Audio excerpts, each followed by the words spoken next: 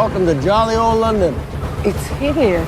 Yeah, it's not for everybody. Bit rude. In this episode, I'm going to show you 9 Wonder Woman locations and a bonus one from Wonder Woman 1984 as I wander around London town, a usually vibrant and bustling place.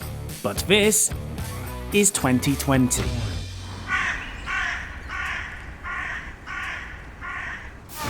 Released in the glory days of plain old 2017, Wonder Woman starring Gal Gadot and Chris Pine sees Diana Prince drawn into the conflict of the dying days of World War I in 1918.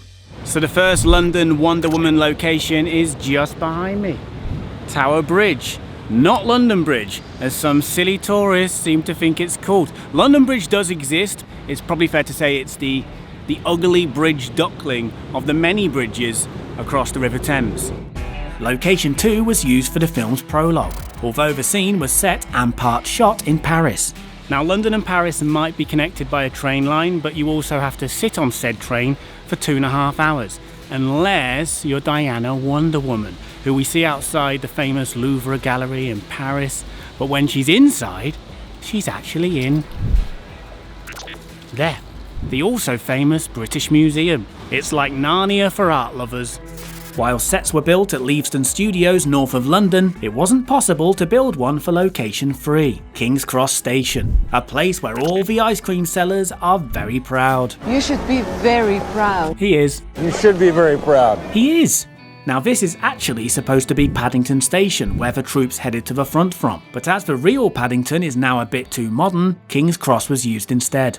One thing I like doing about these videos in my hometown is that you end up coming to places that you wouldn't usually come to. In some cases, you end up experiencing new places for the first time, even in 15 years in my case. And most of these locations are in and around central London. So to be honest, if you live here, you don't really come here, not that often, unless you really have to. I mean, for example, I barely leave my postcode. True story. What an idiot. So when Diana and Steve come onto London shore, they end up at Lincoln's Inn, over half a mile away from the river. Oh, baby! And a whole mile from St Paul's Cathedral, added in to make London more London. The private estate home to a society of barristers is usually open to the public. But yeah, blooming COVID.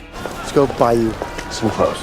Next they head to get Diana a less attention-grabbing outfit at famous old luxury department store Selfridges on Europe's busiest and probably biggest shopping street, Oxford Street. Hell on earth. Sensibly, they didn't actually film there, and location-wise it was fittingly a case of buy one get one free, or maybe not free, with the interiors being filmed at Australia House just off the Strand, which floor fans might recognise as Gringotts Bank from Harry Potter. And the exterior was filmed half a mile away at Office Block Victoria House, which is where Diana learnt the awkward way that swords and revolving doors don't mix. Yep. Which is almost as awkward as being questioned by a security guard when you have no business being there. Hello. Wrong entrance. Sorry. Awkward. They probably replaced this sign here with a fake Selfridges one. Yes, they did. And just a lasso whip's whip away is another location. Pretty little shopping street, Sicilian Avenue. So I'm doing all of this on foot to avoid public transport as much as possible at the moment. And I have to say, London is eerie. There is the odd trickle of normality, but then you turn the corner and there's a reminder that whole entire industries are still shut down. Next, the location for this war office scene. And his marvellous facial hair. One Great George Street, where an actual person was willing to talk to me in actual person in actual 2020. As I was invited to the award-winning movie location and conference centre to take a look around and learn stuff.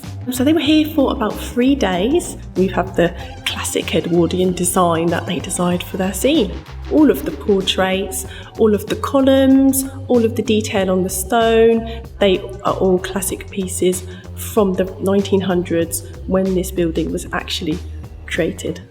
Right then, here's your bonus 1984 location, which was also based at Leavesden with the majority of locations in the US. But this at the Royal College of Physicians, Regent's Park, was in London, although presumably posing as the US, which is all we know until the film is actually out. Let me know in the comments if you spot it. And finally, this is Trafalgar Square. Due to local restrictions, this closing celebration scene was incredibly shot in just 15 minutes. And I'm gonna have a celebration now by having a lie down. 20,000 steps for this? For you. So the least you could do for me is hit that like button, leave a nice comment down below, and if you haven't already, subscribe to the channel and ring that bell so you don't miss any future episodes of Where They Made That and all of the other very good content that the Geeknd puts out. You can go now.